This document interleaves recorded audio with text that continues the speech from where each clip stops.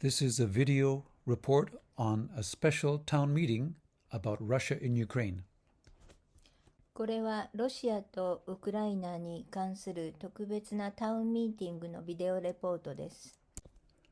This was held on April 24th, 2022, sponsored by TIME, Totori International Multicultural Exchange. このタウンミーティングは2022年4月24日、鳥取の鳥銀文化会館にて行われました。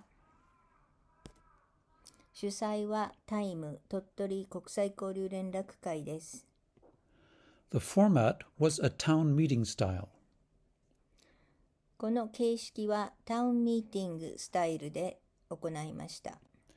So there were no long lectures, no experts, no deep analysis, and no panel discussion. ですから長い講義とか専門家による解説や分析とかパネルディスカッションではありませんでした。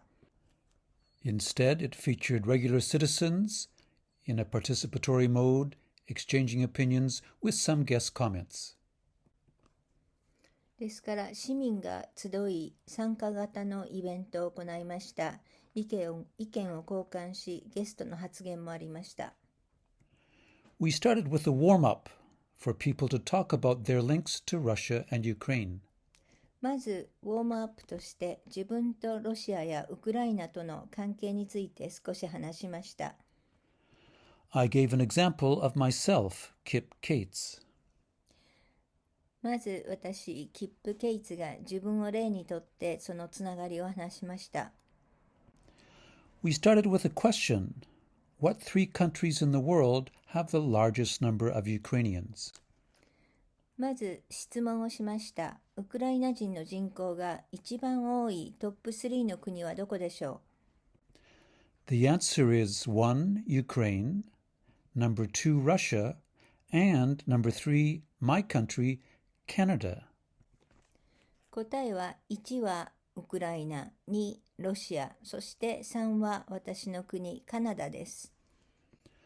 Actually, 4% of Canada's population have Ukrainian roots. In Manitoba province, it's 25%.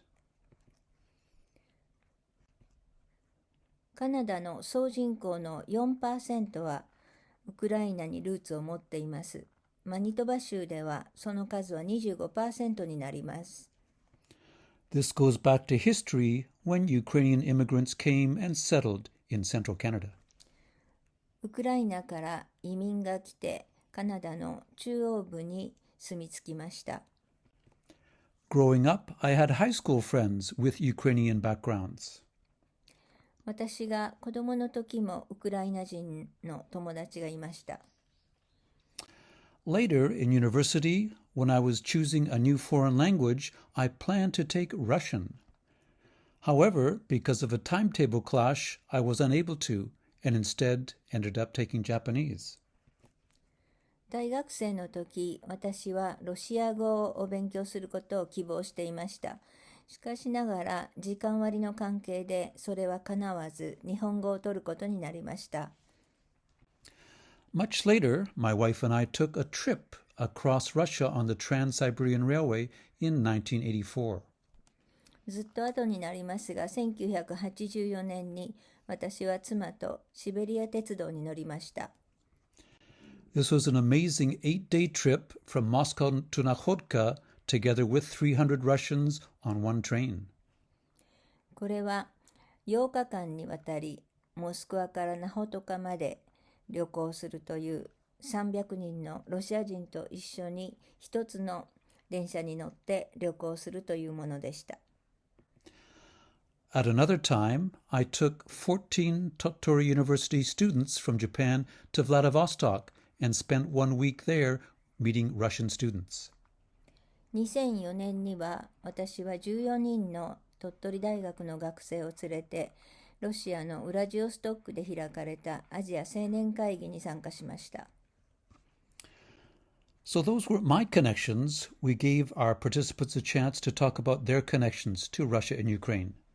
今お話ししたのは私のロシア、ウクライナとの関係です。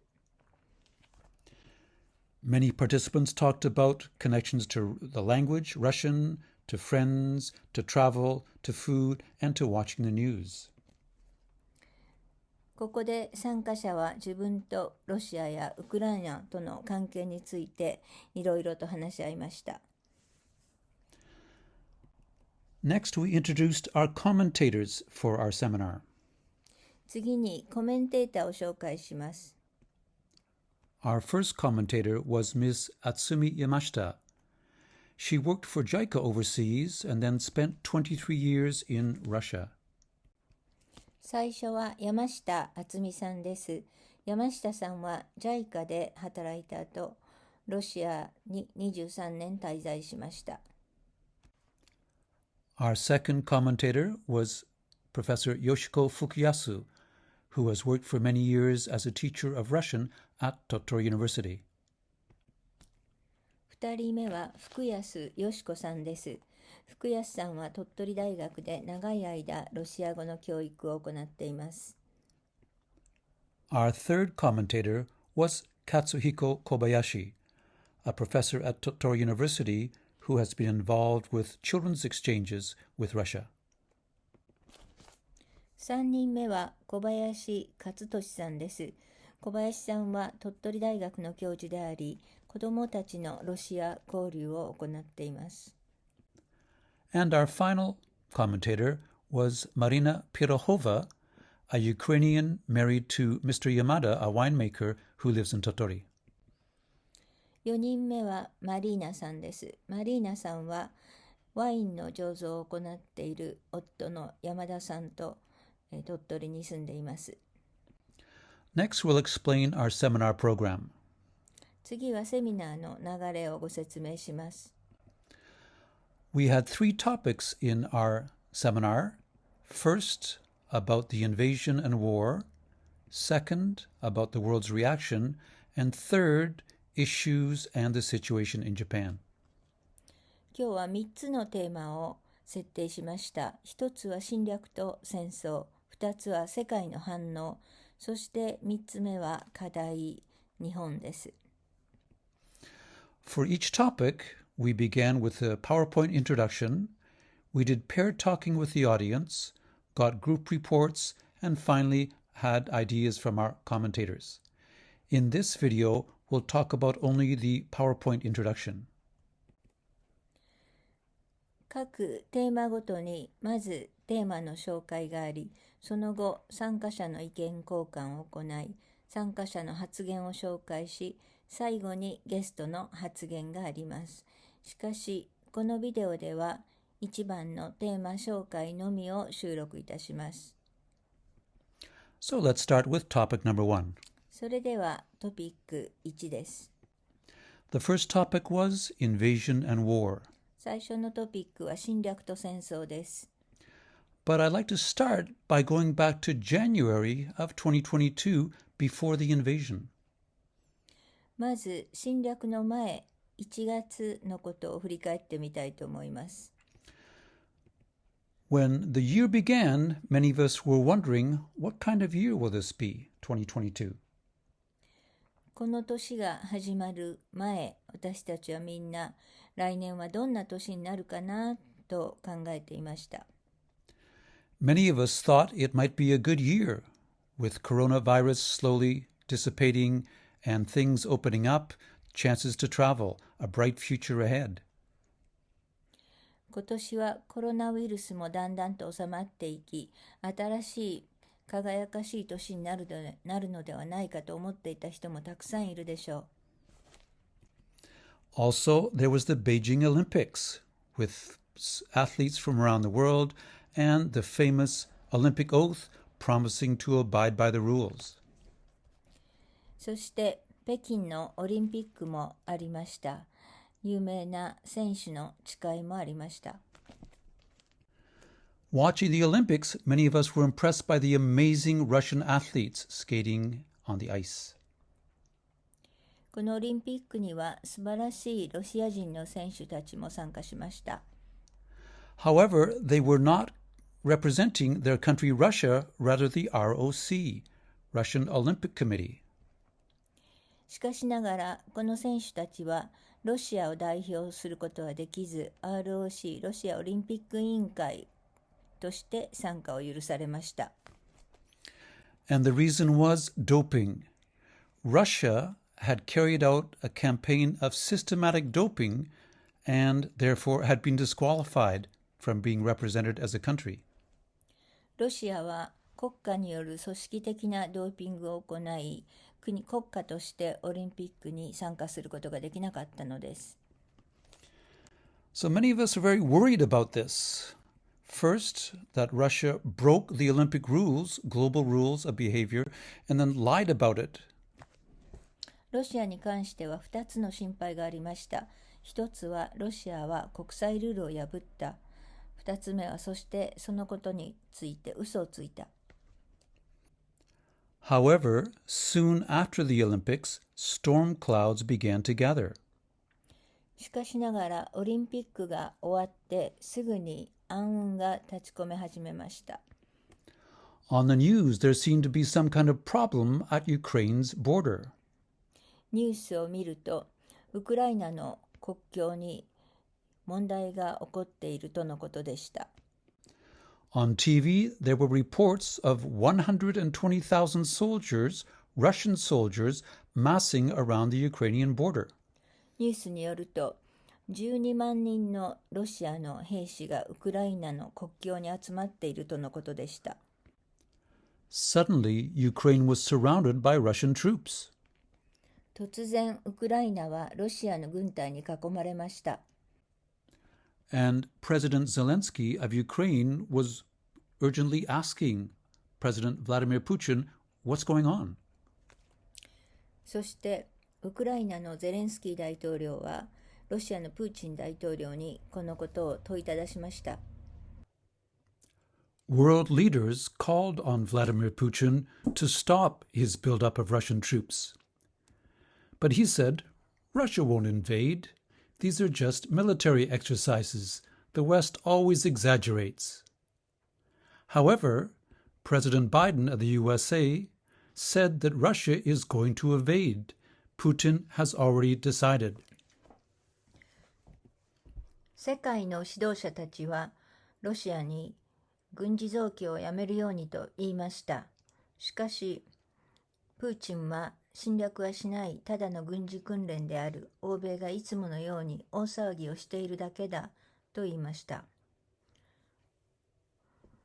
そしてバイデンはロシアは侵略する。プーチンはもうすでに決めていると言ったのです。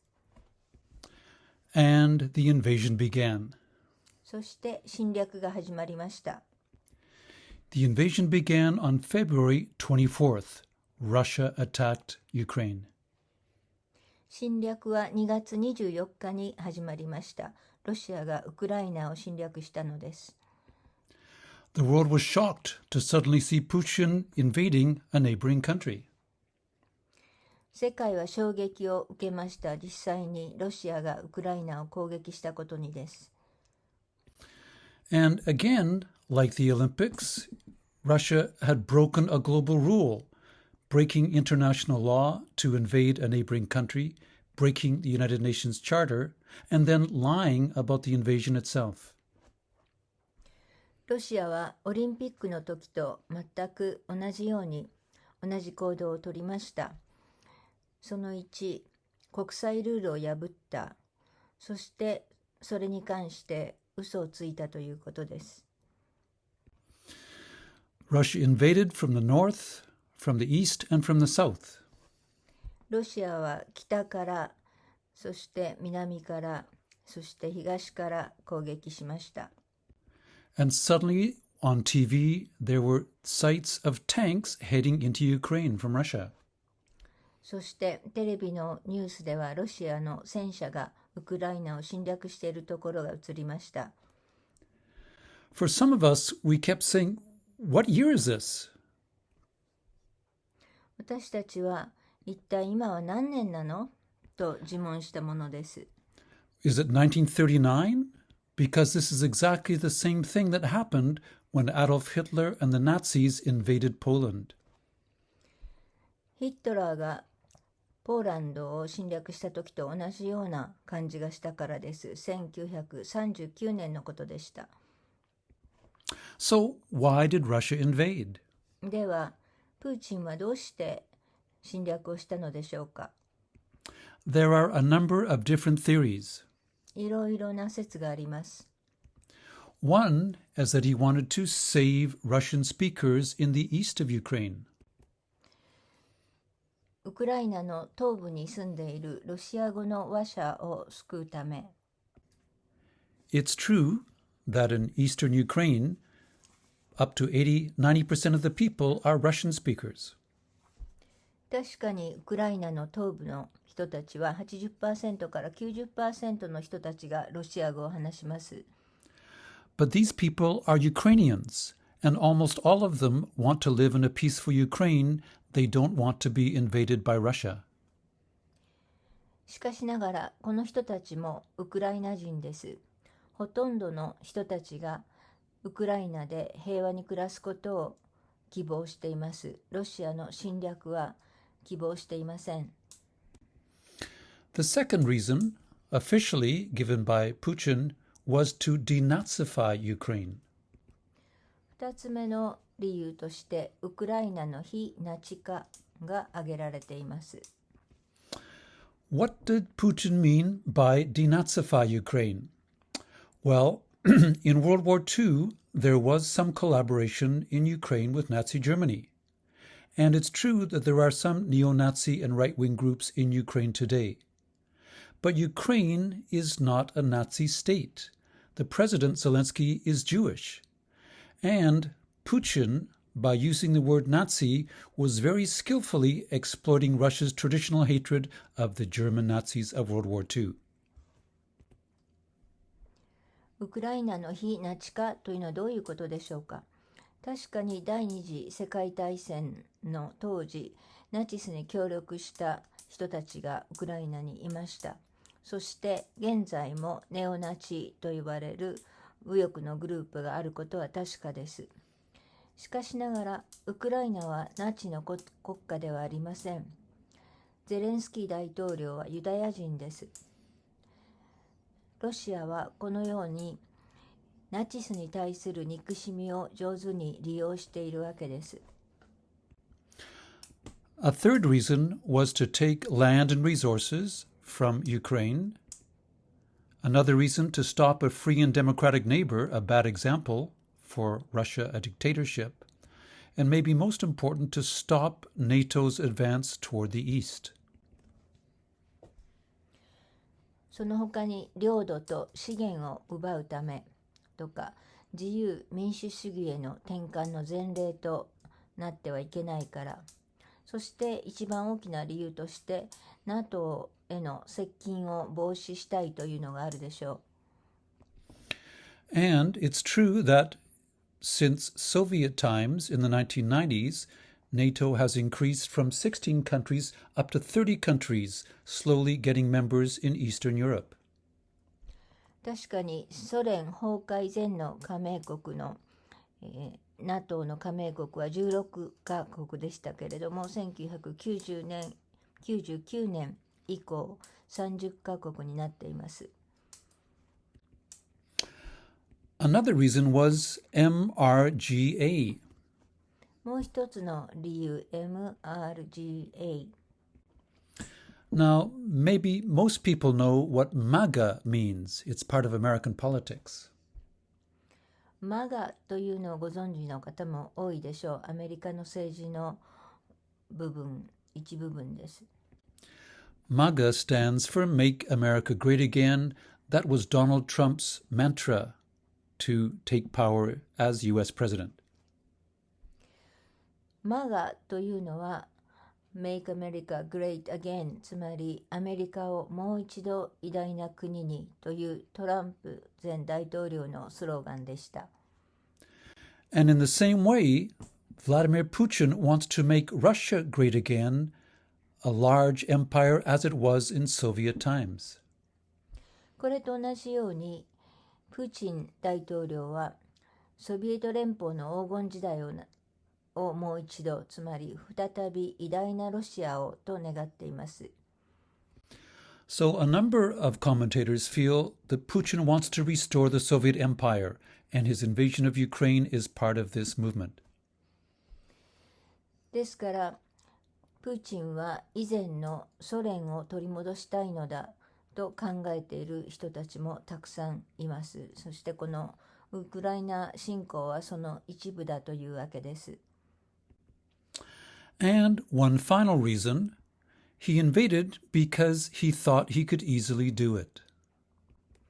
最後に、プーチンが侵略したのは簡単にできるからだという人もいます。So let's take a look at what kind of person Vladimir Putin is. それでは、プーチンとはどんな人でしょうか。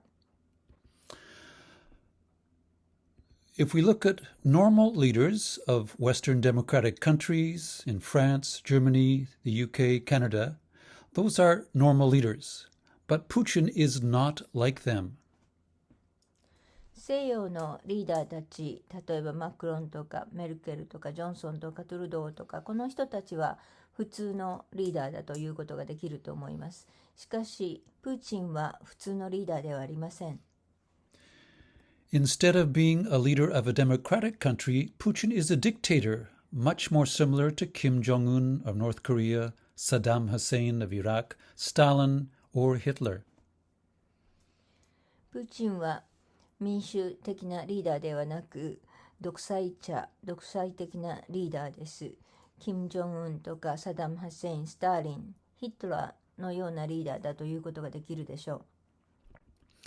So Putin's background, he was trained as a KG spy in East Germany, and he's kept this Cold War mindset, great paranoia, a hatred of the West, and an imperialist tone. プーチンは KGB のスパイでした。そして東ドイツで働いていました。彼は未だに冷戦の発想を持っていて、パラノイアを持っているということができると思います。西洋嫌いで帝国主義者です。And Putin Russia has been called a mafia state, a dictatorship, and Putin is almost like the new Tsar, a one-man rule. プーチンのロシアはマフィア国家と呼ばれています。独裁政権であり、プーチンはいわば新皇帝とも言える存在です。And as an absolute dictator, Putin easily has called for the death or poisoning of his critics, his rivals, and journalists. All the people seen here have been murdered or poisoned by Putin's killers. The books on the right-hand side give the details. プーチンはこれまでも自分を批評する人たち、ライバル、そしてジャーナリストたちを暗殺してきました。ここに出ている人たちはその犠牲になった人たちです。右に出ているのは詳しい情報が載っている本です。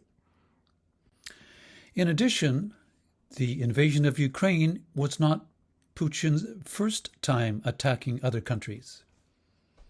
そしてウクライナ侵攻は初めての例ではありません。以前にもロシアはいろいろな国を侵攻してきました。For example, in the Chechnya War from 1995 to 2000, Putin's forces bombed mercilessly innocent civilians and cities, much like he's doing now in Ukraine. 例えばチェチェン戦争です。この時も今と同じように市民たちが犠牲になりました。The same thing happened in his invasion of Georgia, indiscriminate bombing and destruction.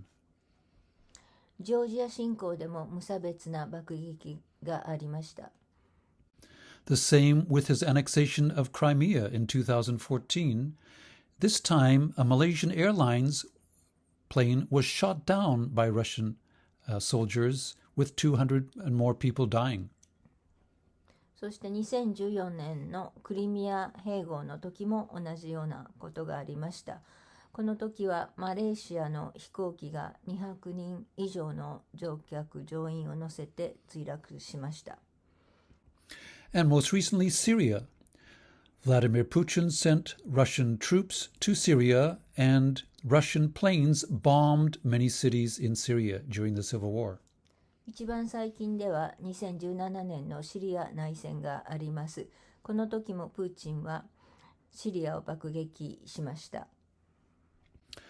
So what about the Russian soldiers who invaded Ukraine? それではウクライナを侵略したロシアの兵士はどうでしょうか。120,000 soldiers had mastered the border. What were they told when they invaded? 12万人の兵士たちがウクライナ国境に集まったわけですけれども、彼らはどういうふうに聞いていたのでしょうか。There were basically three patterns. 3つのパターンがあります。Some Russian soldiers were told, "Oh, it's only military training." これはただの軍事訓練だと言われてきた人たちもいます。Other Russian soldiers were told, "When you invade, the Ukrainians will welcome you warmly. You'll be greeted as heroes."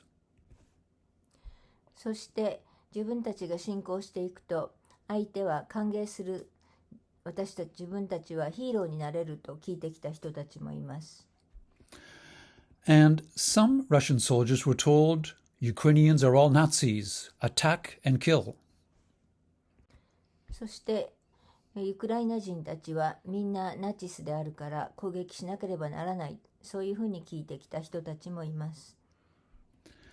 A number of Russian soldiers were captured in the first few weeks of fighting, and here's what they said. 戦争で捕虜になったロシア軍の兵士たちもいます。彼らはこのように言っています。Some of them apologized to the Ukraine people. They said, "We were tricked. We didn't know we were going to invade." Some of them said, "I don't want to fight. I want to contact my mother. I want to go home." 謝罪した人たちもいます。自分たちは騙されていたという人たちもいます。そして戦争はしたくない。お母さんに連絡したい。そういうふうに言う人たちもいます。Let's take a look at the background to this conflict. それではこの戦いの背景を見てみましょう。So, before 1990s, Ukraine was one of 15 republics of the USSR. In 1991, it became independent. In 2002, it expressed its aim to join the EU and NATO.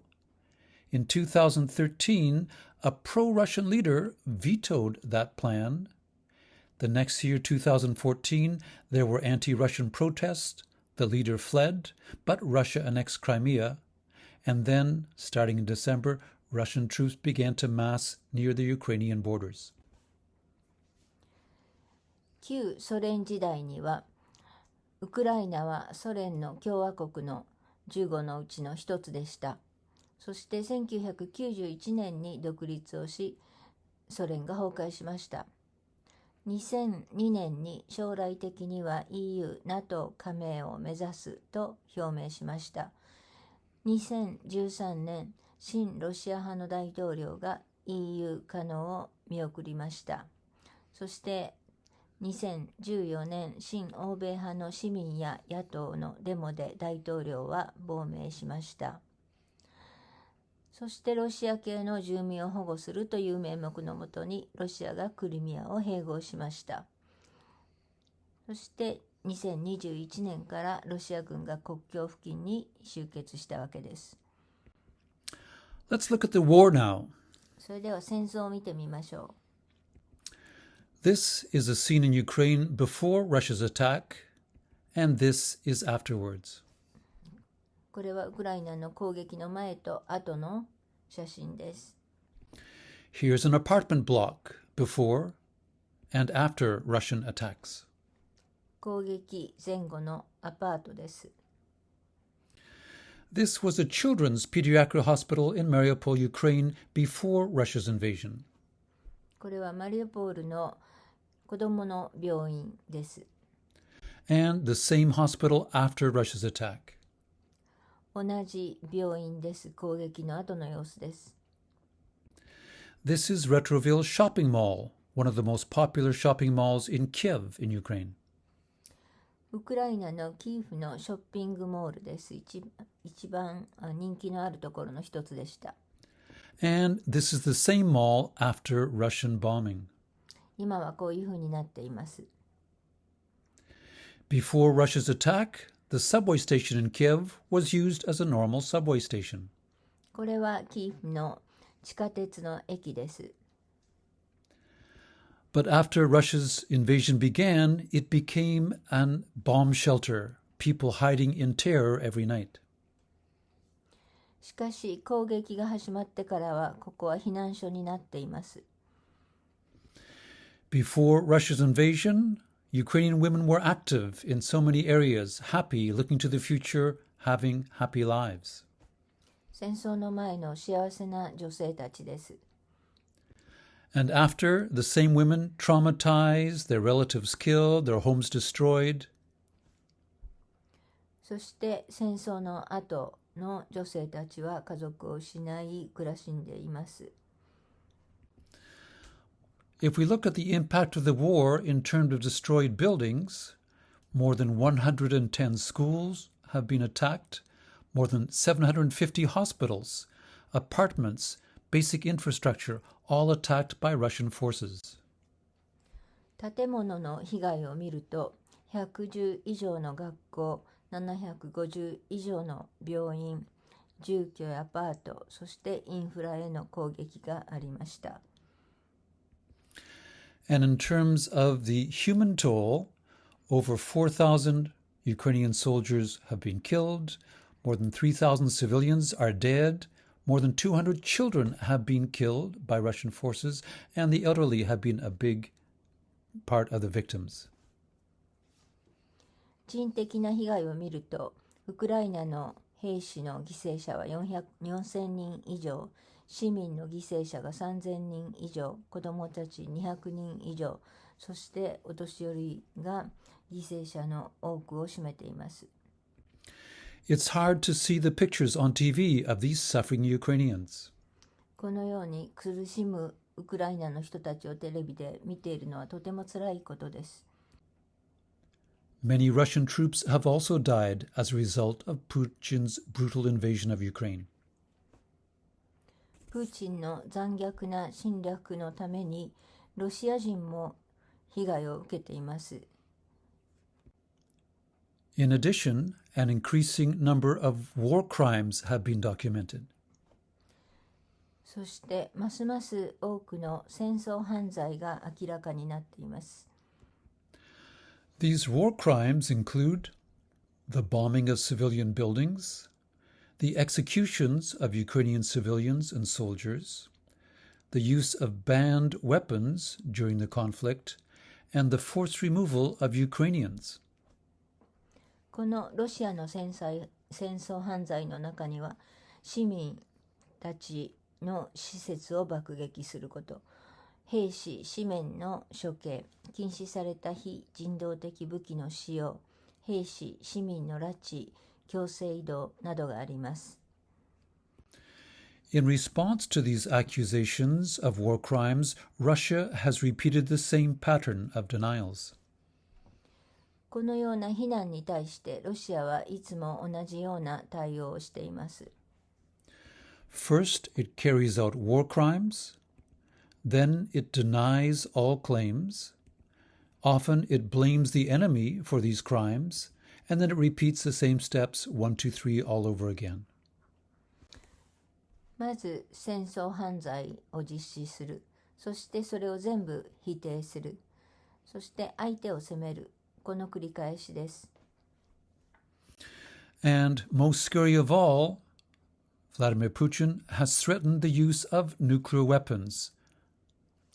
最も恐ろしいことは、核兵器の使用の可能性を示唆していることです。Okay, let's move on to topic number 2. それでは2つ目のトピックに移ります。What has been the world's reaction? 世界の反応はどうでしょうか。First of all, after Russia invaded, the United Nations took up a vote condemning Russia. 141 countries voted for this resolution. 侵略があった後、国連では投票を行いました。その結果、141カ国がロシアを非難することに賛成しました。The countries in yellow are the countries that voted to condemn Russia. この地図で黄色くなっているところは、ロシアを非難することに賛成した国です。So, what countries voted against the resolution? The friends of Russia. This map shows the countries. They include North Korea, Belarus, Syria, Cuba, Venezuela, Brazil, Pakistan, Myanmar, and China abstaining. それでは、先ほどの決議に反対した、つまりロシアに味方する国としてはどんな国があるでしょうか。北朝鮮、ベラルーシ、シリア、キューバ、ベネズエラ、ブラジル、パキスタン、ミャンマー、そして中国は棄権しました。Second, these countries began to aid Ukraine. 次に軍事的な援助を見てみましょう。On the left are Ukrainian armed forces.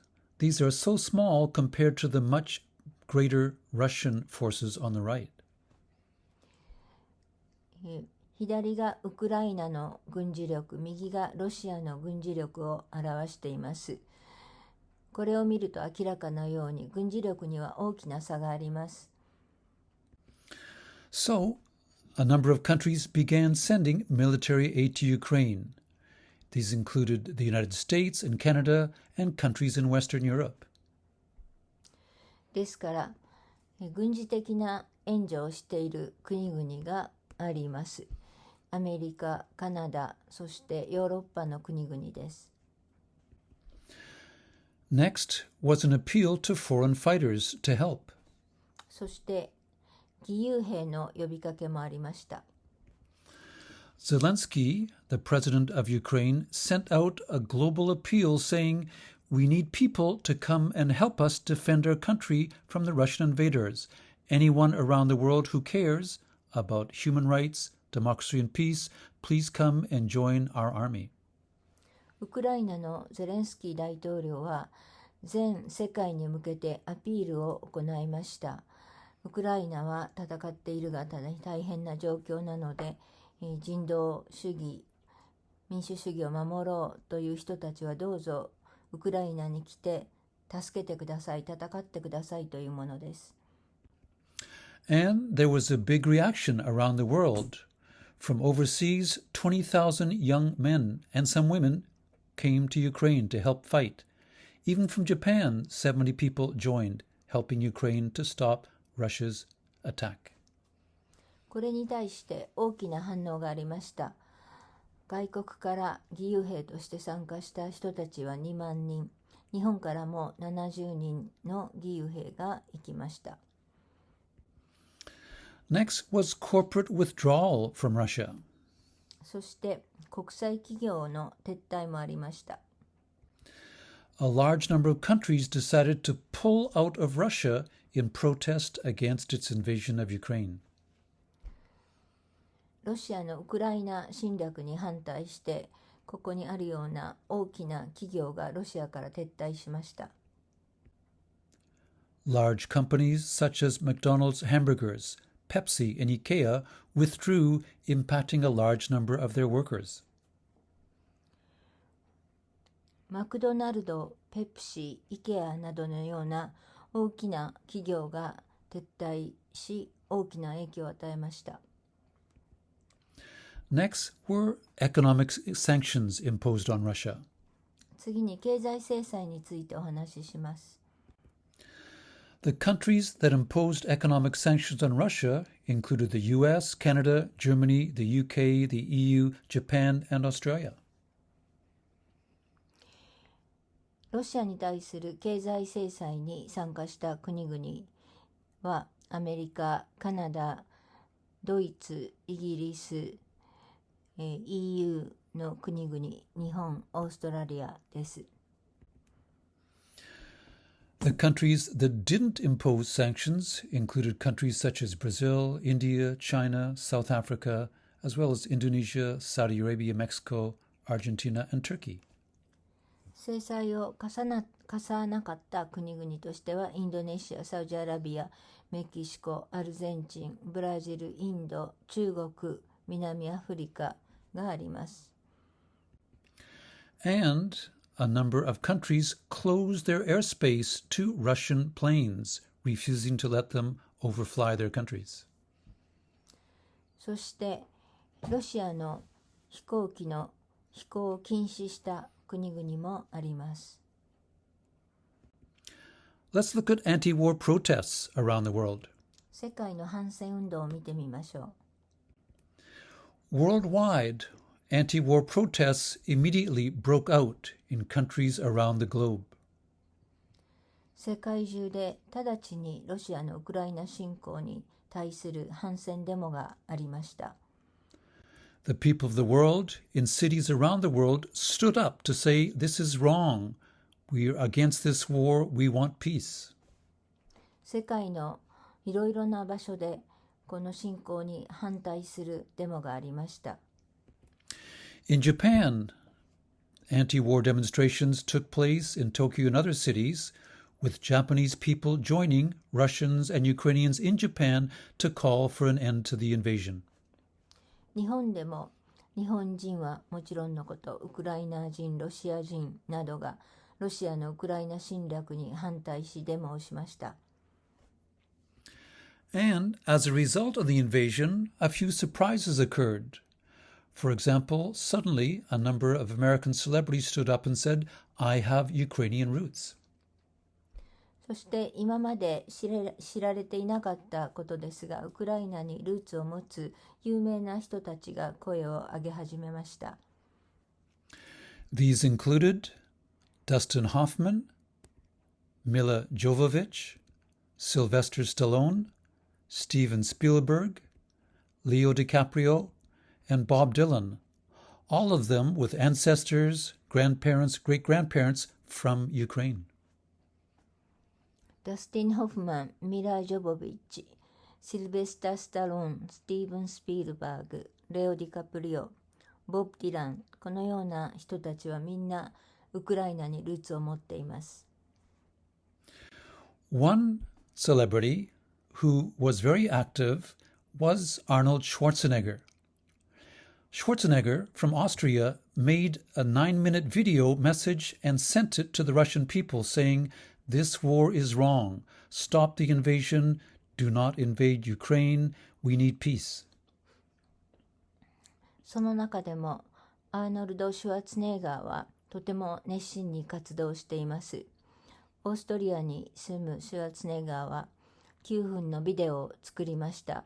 そしてロシアの人たちに対してこの無意味な戦争をやめて侵攻をやめろと呼びかけました。There were also anti-war demonstrations inside Russia itself. ロシア国内でも反戦運動がありました。A number of Russian celebrities stood up to protest the war, including TV hosts, singers, and chess champions. ロシアの有名な人たち、テレビのホスト、歌手、チェスチャンピオンなどの人たちが反戦を願って声を上げました。In addition, 20,000 musicians called for an end to the war. 2万人の音楽家たちが反戦の意思を示しました。One said, "To remain silent is to betray our conscience." 黙っていることは自分の良心を裏切ることだ。Another said, "This invasion is a crime that cannot be justified." この戦争は犯罪であり、正当化することはできない、そういう意見がありました。A number of Russian athletes also stood up to protest the war. These included soccer players, hockey players, tennis players, and figure skaters. スポーツ界からも反戦の意思が表明されました。その中にはサッカー、テニス、ホッケー、フィギュアスケートの選手たちがいました。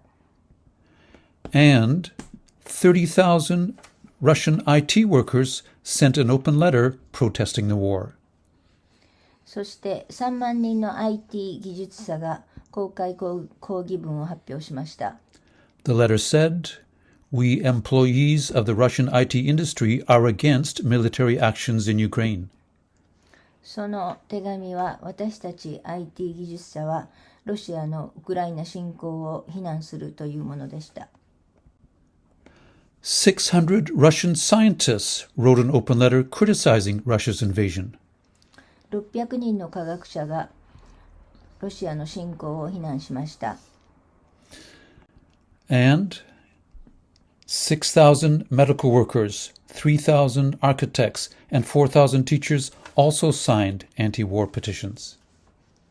その他にも6000人の医療関係者、3000人の建築家、4000人の教師たちが反戦文に署名をしました。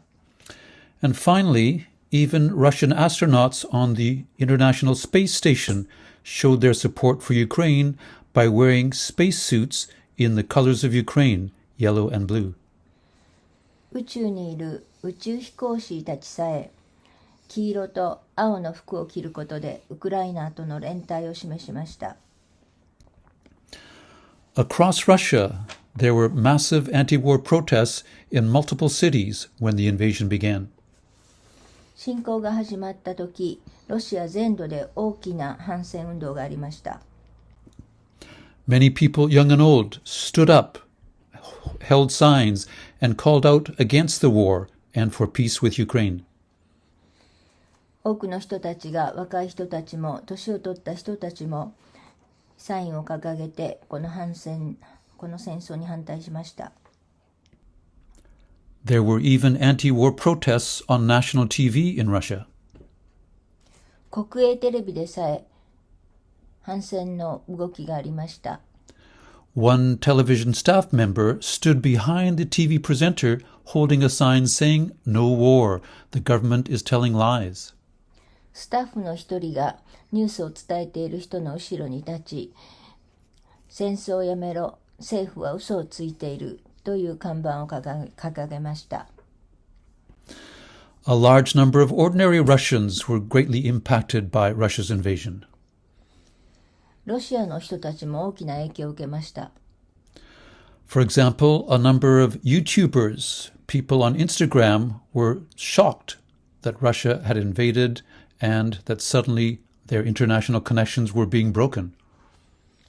YouTuber やインスタグラムで活動する人たちも突然に活動の場を奪われてしまいました。A number of interviewers went out on the street asking Russian people, "What do you think about this war?" 街頭に出て一般市民の意見を聞く人たちもいました。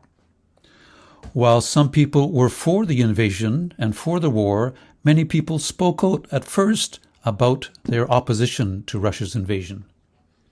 戦争を支持する人たちもいましたが、それに対して戦争に反対する人たちの意見もありました。One young woman from Russia said, "We never wanted this war. We are now cut off from the rest of the world."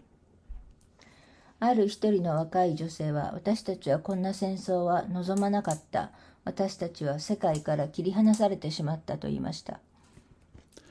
Another young Russian guy was asked, "What do you think of Vladimir Putin?" His answer, "That's a very dangerous question." ある男の人は、プーチンについてどう考えるのかと聞かれて、それはとても危ない質問だと言いました。An angry woman in Moscow said, "It's a pity that Slavic people are fighting. We're supposed to be friends and cooperate, Russians and Ukrainians. How sick it is that we're carrying out a military operation against our own brothers."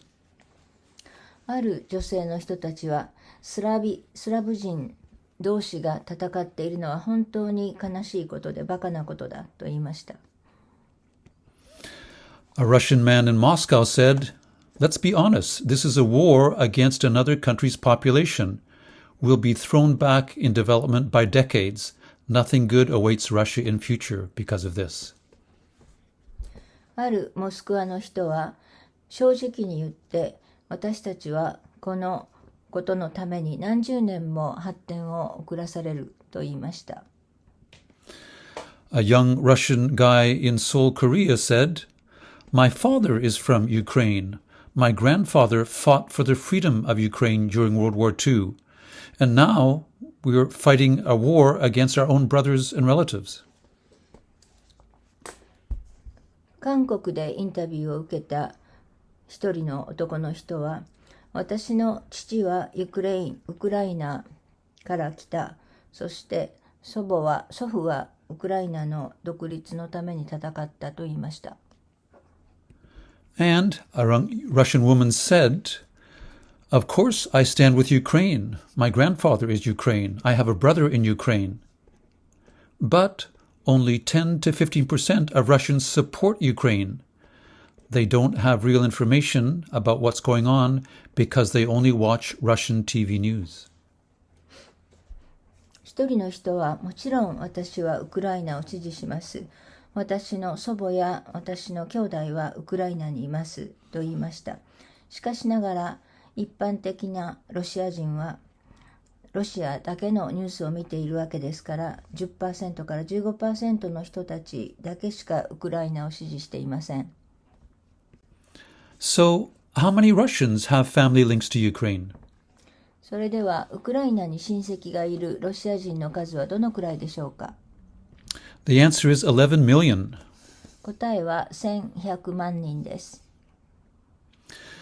With the protest in Russia against the war increasing, the government decided to impose a new law. 戦争が進むにつれ、政府は新しい法律を導入しました。On March 4th, this new law went into effect.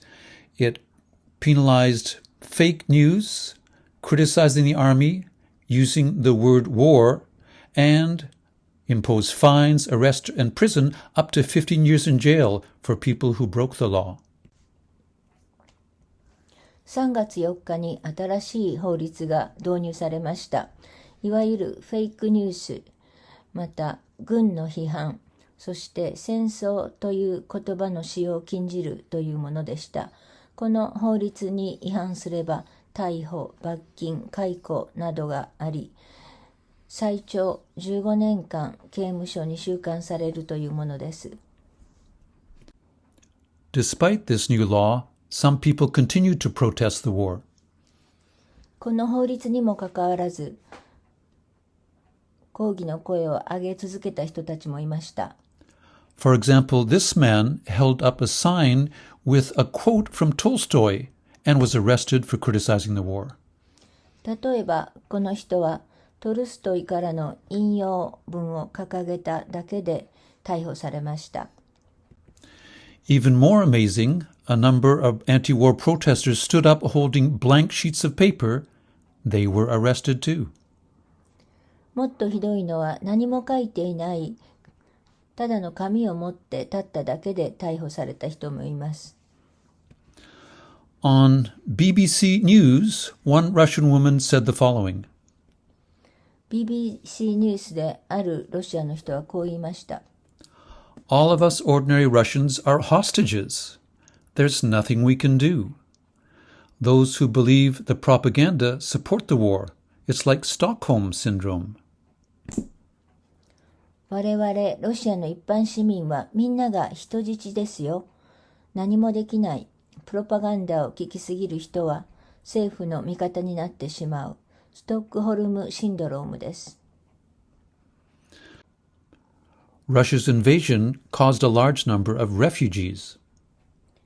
ロシアの侵攻は大量の難民を発生させました。Millions of terrified Ukrainian civilians fled in terror from Russian troops attacking their homes. 自分の家を爆撃されて何百万人の人たちが恐れて家から逃げ出しました。Internally, 6.5 million people were displaced, fleeing from their homes, and an amazing 4.6 million people fled overseas, trying to find safety in the midst of Russia's attacks. 国内の他の場所に避難した人たちが650万人、国外に逃れた人たちは460万人と言われています。Countries neighboring Ukraine generously accepted these refugees, taking care of them and providing them with food. ウクライナの周辺の国々は寛大にもこの難民を受け入れました。These countries included Poland, Slovakia, Hungary, Romania, and Moldova. ポーランド、スロバニア、ハンガリー、ルーマニア、モルドバです。And farther afield, countries in Western Europe also welcomed refugees fleeing the fighting. Countries such as Germany, France, England, and Italy. もっと遠い国々も難民を受け入れました。フランス、ドイツ、イギリスなどです。Okay, let's go to topic number 3. では、第3番目のトピックに移りましょう。In this part, we'll look at first 6 major issues. ここでは6つの課題を見ます。The situation in Japan. 日本の状況と。And the situation in Totori. そして鳥取の状況も見てみましょう。Let's start with the impact and issues related to the war. それでは戦争に関連した課題を見てみましょう。The first issue is the impact on the global economy. 一つは世界経済への影響です。Russia's invasion of Ukraine caused a massive spike in prices rising in goods such as coal, palladium, and wheat. ロシアの侵攻によっていろいろな物価が上昇しました。例えば石炭やパラジウムなどです。Energy prices rose worldwide as Russian oil and gas were embargoed. ロシアの石油やガスが輸出禁止になったために世界中でエネルギー関連の価格が上昇しました。International organizations said that countries around the world could face starvation due to the Ukrainian conflict. This would increase world poverty and world hunger in countries in Asia, Africa, and Latin America. 国際機関はこの戦争により世界が飢餓に陥る危険性があると言いました。The second issue is Russia bashing. 次はロシアバッシングに関してです。There was a case in Tokyo where a young Russian YouTuber sent out messages saying, I denounce this war. 東京のあるロシア人の YouTuber が私はこの戦争を非難すると言いました。However, just because he was Russian, he began to get hate emails by people saying, we hate Russians, you should leave Japan, even though he was against the war himself. 彼は個人的にはロシアを非難して戦争に反対していたわけですが、彼が受け取ったのはロシア人に対する非難のメールでした。And experts worry that because of Russia's invasion, Russian people around the world will be targeted and hated, Russia bashing. ですから多くの人たちが世界中のロシア人がこの戦争のために憎しみの対象になるのではないかと心配しています。A third major issue caused by Russia's invasion is increased militarization around the world. ロシアの侵攻がもたらす3つ目の課題は世界の軍事化です。In a peaceful world, countries should use their money for education, healthcare, and social welfare. 平和な国家では政府が持っているお金は教育や国民の健康、そして社会福祉に使われるべきです。However, because of Russia's invasion, countries are using their money instead for more weapons, for military purposes, increased militarization.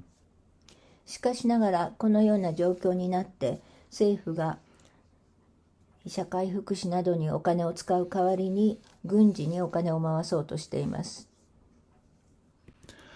The fourth issue is the fears of a new Cold War. 4つ目は、新しい冷戦が起こるのではないかという恐れです。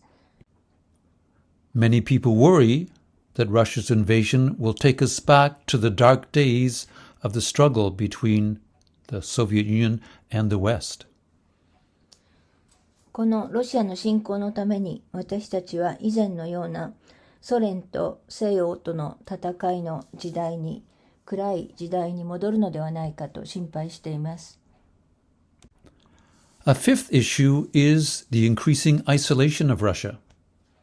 5つ目はロシアの孤立が進んでいるということです。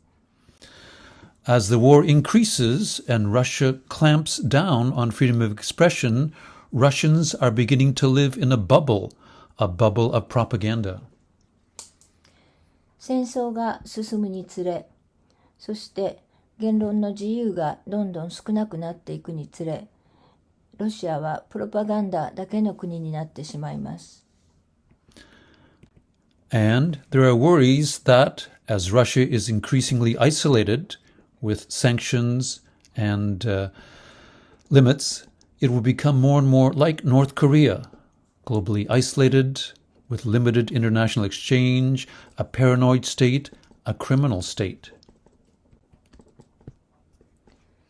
そしてこのようなロシアの孤立が進むにつれ、ロシアが経済の制裁その他などがあって世界から切り離されてしまい、北朝鮮のような国になるのではないかと心配しています。国際交流もないパラノイアのような犯罪国家とも言えるでしょう。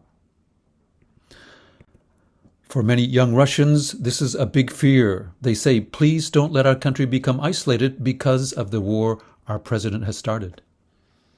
ロシアの若者たちにとってこれは大きな心配になります。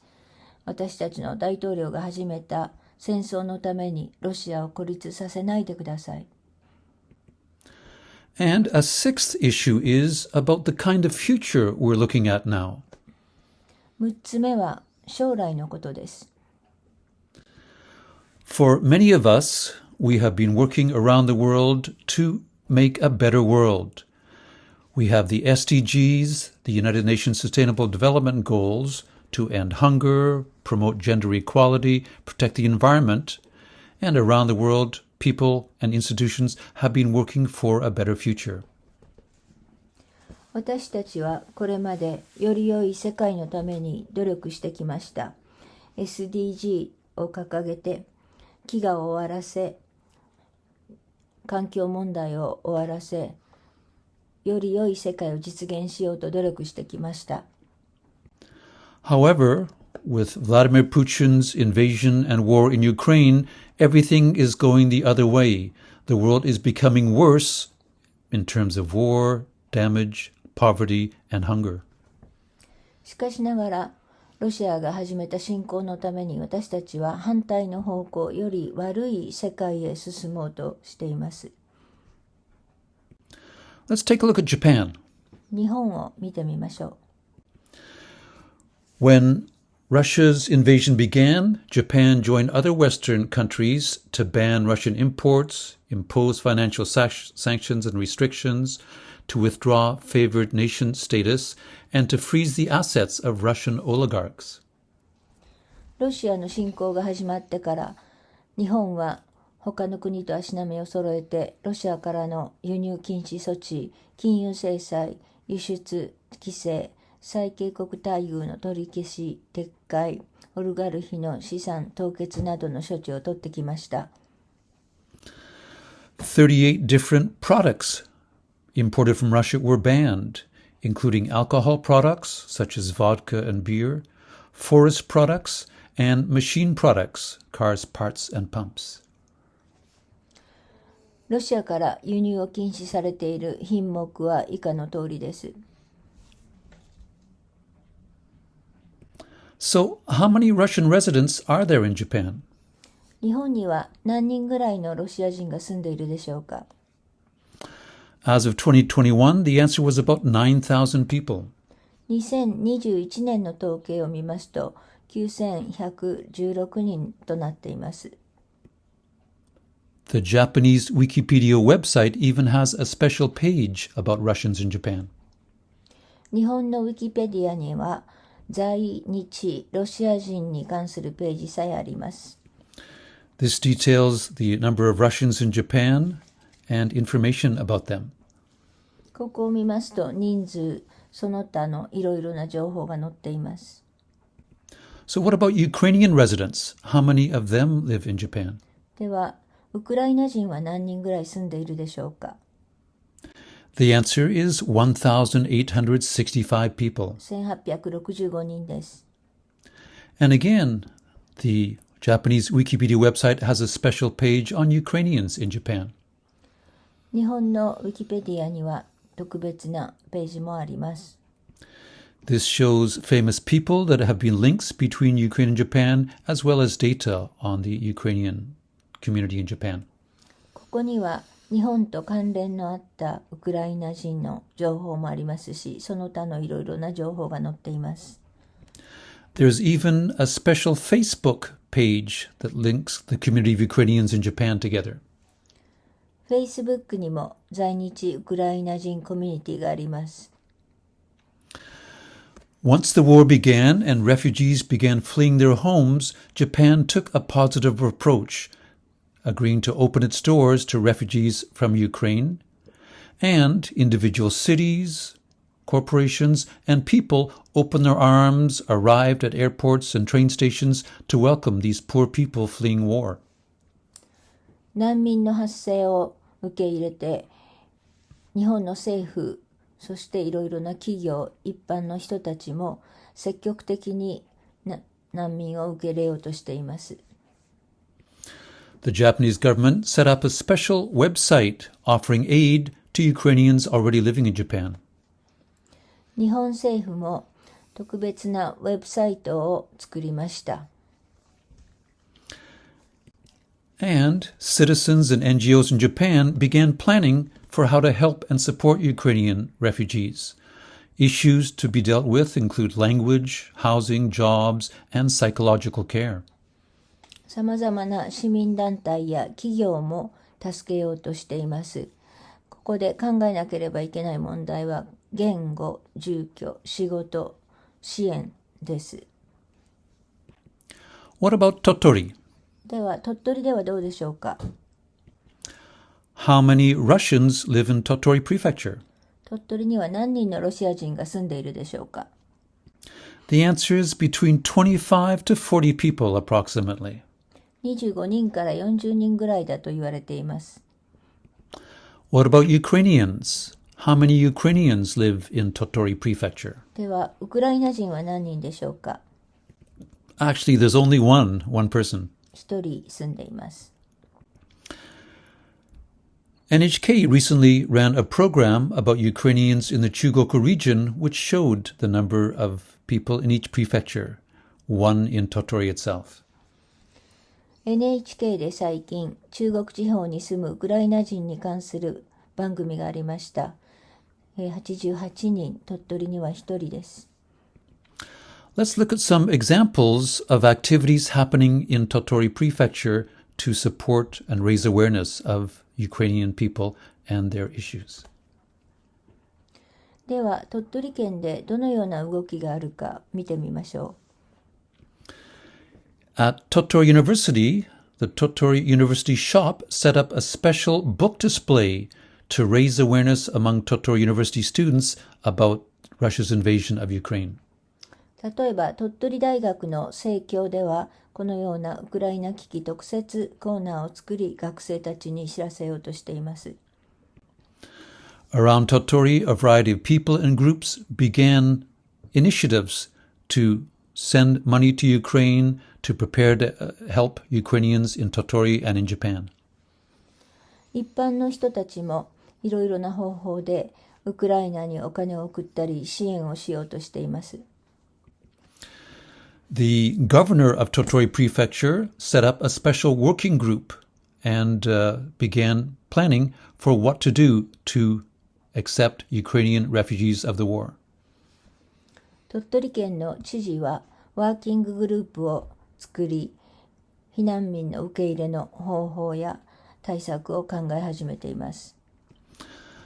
The information about their work can be found on the Totori Prefectural website. 鳥取県のホームページにいろいろな情報が載っています。And they have a special fund set up to provide financial support for Ukrainians that will arrive in Totori. そして鳥取県に来たウクライナの避難難民に対して生活支援金を渡すということも決まりました。In our time seminar, we had one speaker from Ukraine, Marina. タイムセミナーでは鳥取県に住む一人のウクライナ人であるマリーナさんが来てくれました。Marina has been active in Totori since her country was invaded by Russia on February 24th. マリーナさんは2月24日の侵攻以来、いろいろなところでウクライナの惨状を訴えています。And on YouTube, there are two videos about her that talk about her work, working for peace, and trying to raise money to support her fellow Ukrainians suffering from the war. YouTube ではウクライナのためにマリーナさんがやっていることに関するビデオが2つ載っています。So, on one of these videos, Marina says, "Every day I worry about my family. I keep worrying, are they okay?" そのうちの一つでマリーナさんは毎日心配しています。明日はどうかな、家族は大丈夫かな、そういうふうに言っています。Her father, mother, and brother live in the town of Kamyanske, and she worries about the Russian attacks and her parents' and brother's safety. 彼女の家族はカミヤンスケというところに住んでいて、マリーナさんはいつも心配をしています。Daily, she checks in with them by phone, and her parents show her photos on their phone of the situation, the sirens, and the tension in the air. 毎日マリーナさんは家族と電話で連絡を取っていますが、家族がいろいろな様子を映して見せてくれます。Marina and her husband decided to raise money to help Ukraine by selling a special Ukraine wine from the winery that her husband's family runs. マリーナさんの家族はワインを作っているのですが、このワインを使って特別なウクライナワインを販売して、その一部を支援金に回そうとしています。This support for Ukraine wine raises money that goes to help people in Ukraine suffering from the invasion. このワインは販売されて、その一部のお金を使ってウクライナの人たちの支援をするわけです。The wine costs 3,000 yen, and 1,000 of this goes for Ukrainian support. このワインは1本3000円で販売されますが、そのうち1000円をウクライナ大使館に寄付します。Marina's efforts have been documented in an English video on NHK World called The Struggles of Ukrainians in Japan. マリーナさんたちのこのような試みは、NHK ワールドが作ったプログラムで紹介しています。This video on the internet profiles Marina and her work to help her country, which is in need of assistance from Ukrainians around the world. このビデオではマリーナさんのこと、そして彼女たちがやっている支援について紹介しています。During the seminar, we also introduce one Russian living in Totori Prefecture, Irina. 私たちのセミナーでは鳥取県に住むロシア人も紹介しました。イリーナさんです。Irina was profiled on a special NHK program called Connect for the Chugoku area, which was broadcast on April 9th. イリーナさんのことは NHK 中国のコネクトという番組で紹介されました。In the video, the show introduces Irina Cheblakova, a Russian who's lived in Totori for many years and has worked hard to promote international understanding. イリーナさんは鳥取に長い間住んでいて、ロシアと日本の国際交流のためにずっと努力してきた人です。She was asked, "How do you feel about what your country Russia is doing in Ukraine?" ロシアが今やっていることについてどう思いますかと聞かれて、イリーナさんはこう言いました。She said, "When I see what's happening in Ukraine, ウクライナ人の悲劇を見たら、I just cry. I cry every day." 泣いています。毎日泣いています。But I can't share my opinions. でも私は今何もコメントすることはできません。Because I have relatives back in Russia and they would be in danger if I spoke out. ロシアには親戚もいますから、何か私が言うと彼らに悪い影響があるかもしれませんから。Irina said, "I just want this war to end as soon as possible. We should all live peacefully. This is the 21st century." 一刻も早く戦争が終わってほしいです。みんな仲良くしましょう。21世紀だから。Irina went on to help others in raising money for Ukraine and in working for peace in Totori, an active Russian working for peace against this war. イリーナさんはいろいろな方法でウクライナの支援を広げたりする活動をしています。Finally, let's find a few words to end our report. それでは最後に一言。First, let's think about leaders, people, and war. まず国のリーダー、一般市民と戦争について考えます。This Russian invasion and war on Ukraine should remind us strongly that leaders and people are different. この戦争を考えるときに私たちはリーダーと一般の市民は違うのだということを忘れてはいけません。We can't blame the people of a country for evil deeds done by their leaders. リーダーが悪いことをしたからといって一般市民全部を非難することはできません。Hermann Göring was a Nazi leader during World War II, and during his trial he said the following. ヘルマン・ゲーリングというのはナチスの時代のドイツ国会議長でした。そしてこのようなことを言っています。He said, "Of course people don't want war, but it's the leaders of the country who determine the policy. It's always simple to drag the people along, whether it's democracy or a dictatorship. That's easy. All you have to do is tell them they are being attacked, then denounce the pacifists for lack of patriotism and for exposing the country to danger." ナチスドイツ国会議長であったヘルマン・ゲーリングは次のように言いました。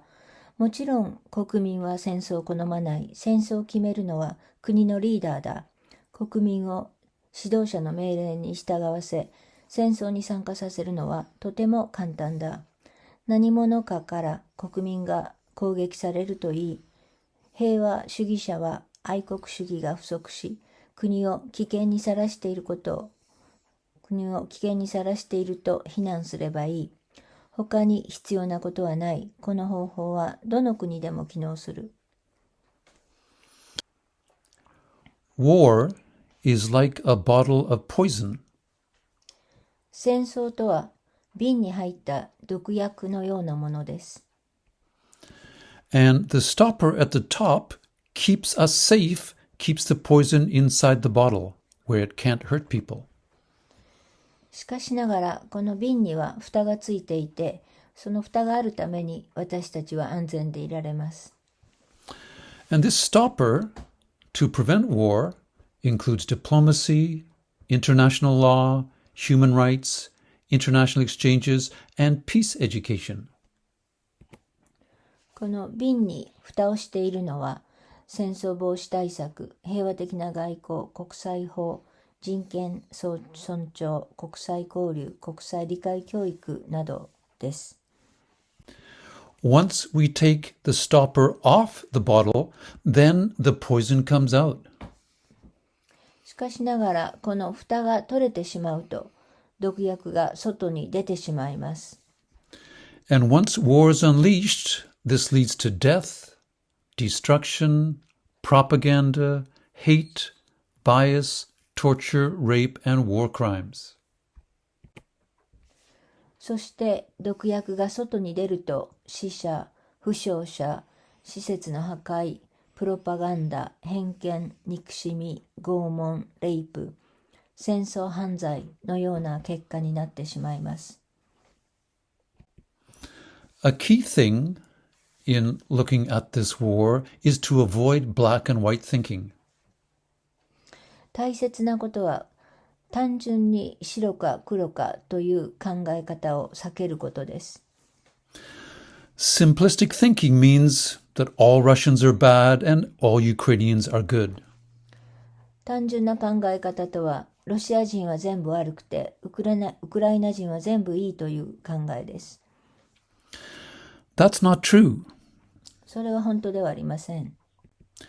If we want to think about good and bad, then bad is war itself, invasions, random bombing, killing civilians, war crimes, and nuclear threats. These are bad things. 悪いのは戦争自体です。侵略、戦争、無差別爆撃、市民殺害、戦争犯罪、核兵器の脅威、これらが悪いことです。And what's good is peace, anti-war movements, international law, conflict resolution, aid to refugees, and eliminating nuclear weapons. そして良いこととは平和、反戦、国際法の維持、紛争の管理、難民の支援、核兵器廃絶などです。Who are the victims of Vladimir Putin's war? プーチンの戦争の犠牲者は誰でしょうか？ Of course, Ukrainians, Ukrainian soldiers, civilians and children, families, the refugees, and destroyed home schools, hospitals, infrastructure, and cities. もちろんウクライナです。兵士、市民、子供、家族、難民、そして住居や学校、病院、インフラ、市町村。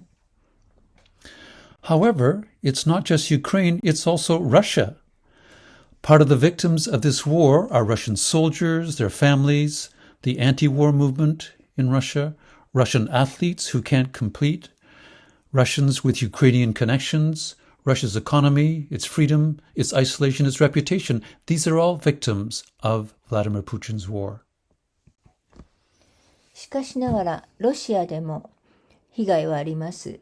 兵士、その家族、反戦の人たち、選手、ウクライナと縁がある人たち、また経済、交流、自由、隔離、評判。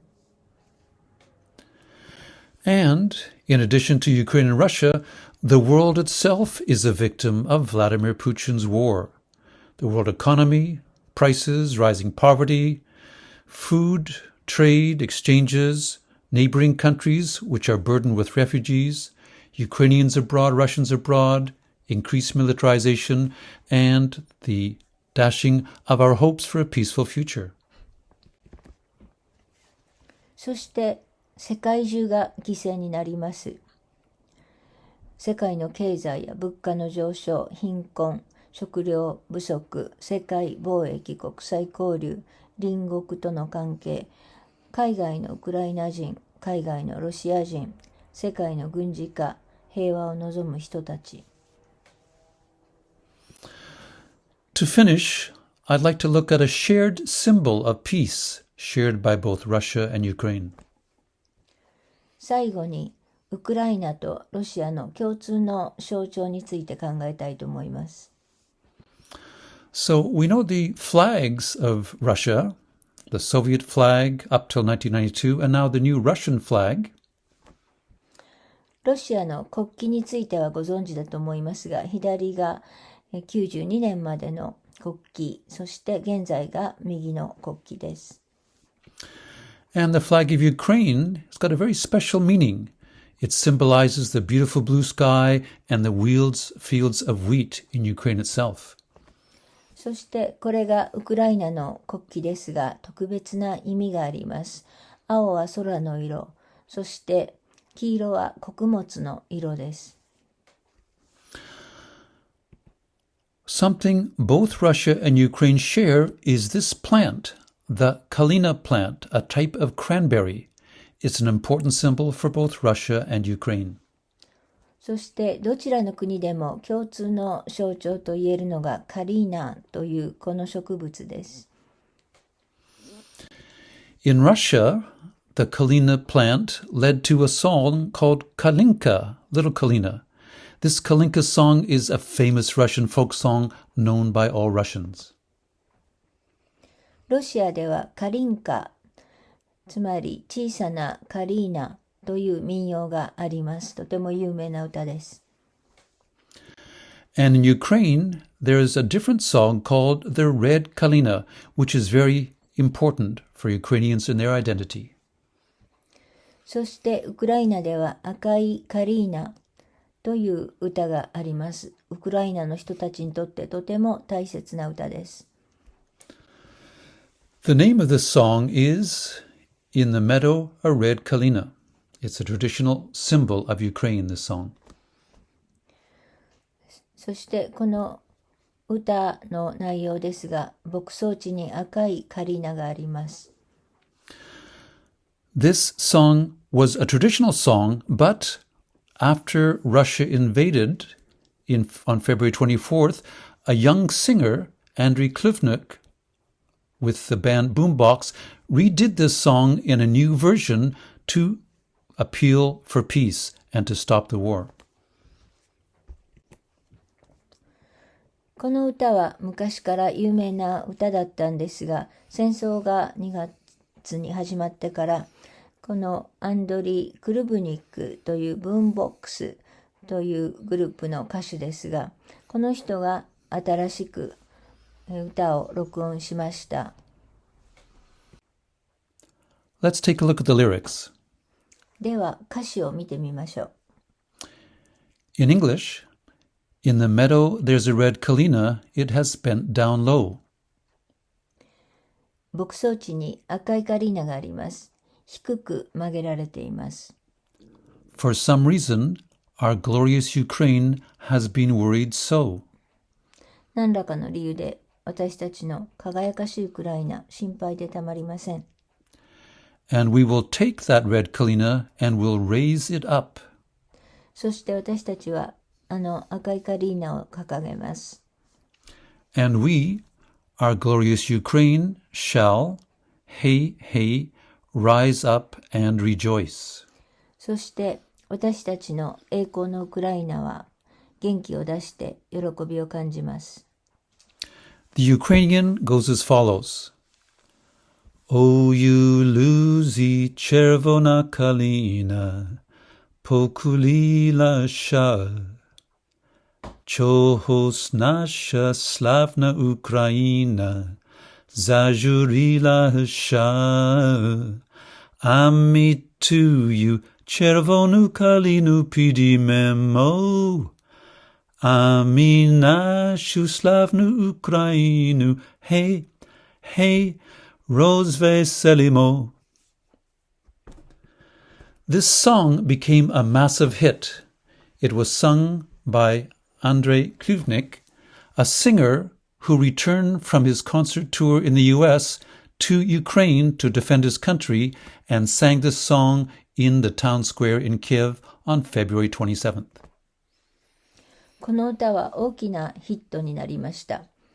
これを歌った人は当時アメリカでコンサートツアーの途中だったんですが、戦争が始まって自分の国を守るためにウクライナに帰ってきました。そしてキエフの広場でこの歌を歌いました。If you go on YouTube, you can find a number of versions of this song of Ukrainians singing this song, a song about a small, beautiful plant in the hopes of peace and to stop the war. YouTube を調べてみると、この歌のいろいろなバージョンが載っています。And when you see YouTube videos, Ukrainians singing, they are singing with passion. They don't want this war. They want peace. They are against the invasion of their country. It's a very strong song sung with deep passion by Ukrainians and all those who care for peace. そしてこの歌を歌っているウクライナの人たちは強い情熱を持って歌っています。自分の国を守り、戦争をやめさせてほしい、そういう気持ちが強く出ている歌です。In our seminar, we had a number of handouts. 私たちのセミナーにはいくつかのプリントの資料がありました。One was a list of 14 different actions you can take for Ukraine.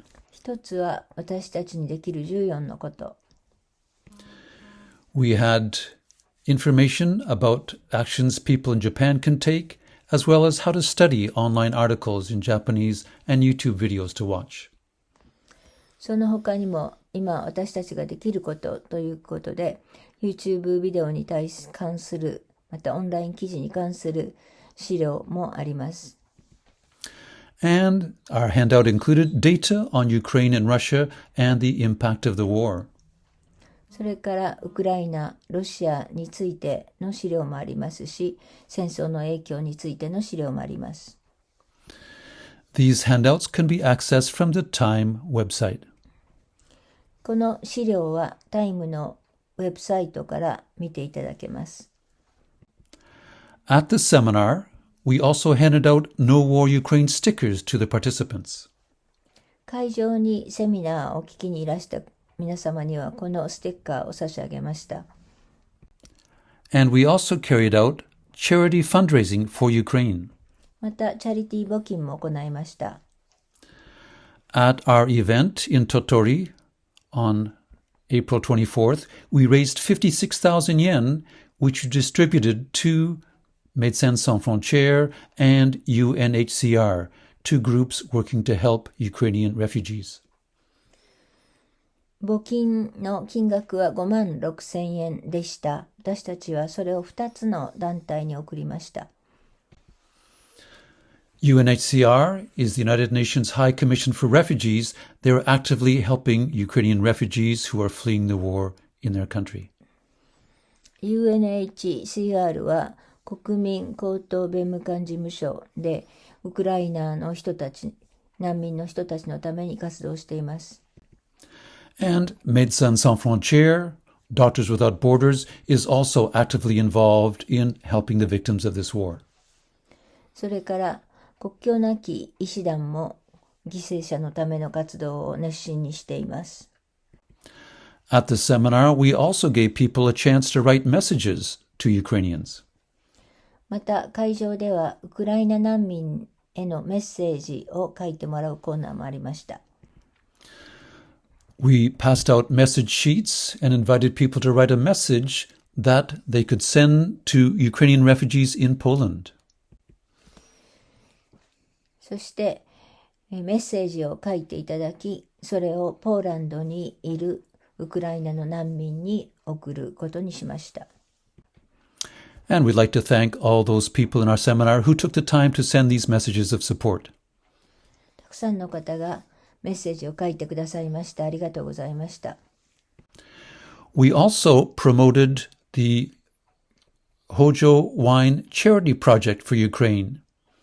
また、ホージョワイン販売のお知らせもしました。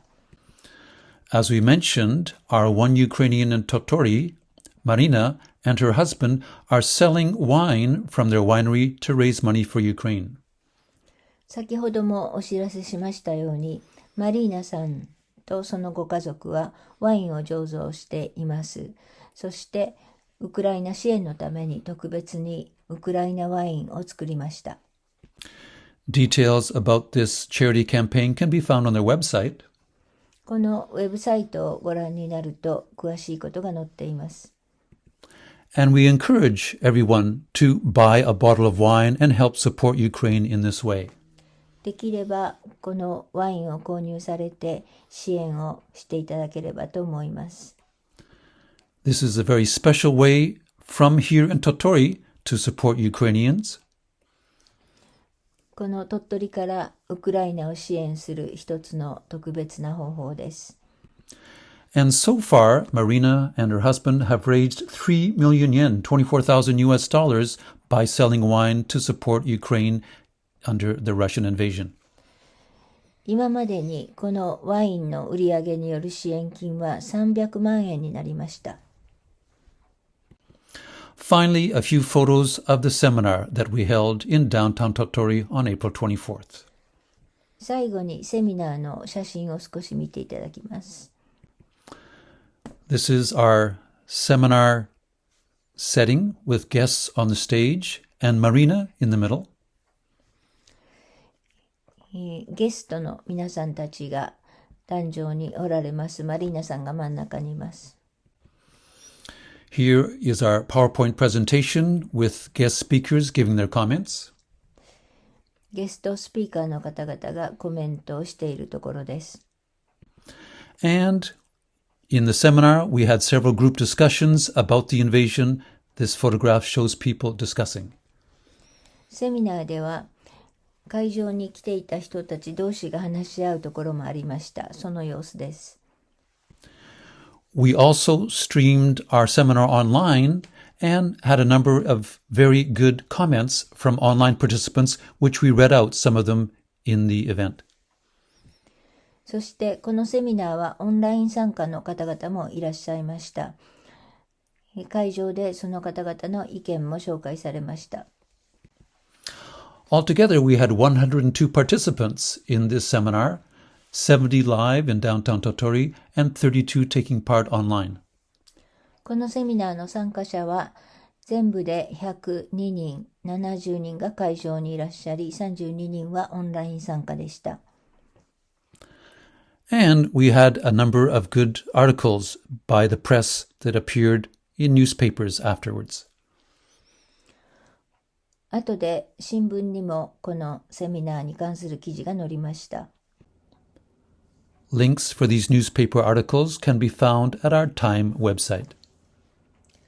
この記事のリンクはホームページ、タイムのホームページから見ていただけます。So that's the end of our report on our Totori town meeting, Russia-Ukraine. これでセミナーの報告を終わります。Thank you for watching this video. ありがとうございました。If you're interested, take a look at our other bilingual time YouTube videos. また、ホームページにはこれまで私たちが行ったセミナーの英日による録音もありますので、よろしかったらご覧ください。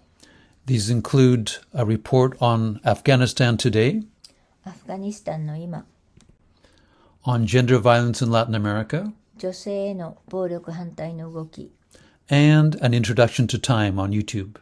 そしてタイムの紹介ビデオもあります。So, thank you very much. That's all. ありがとうございました。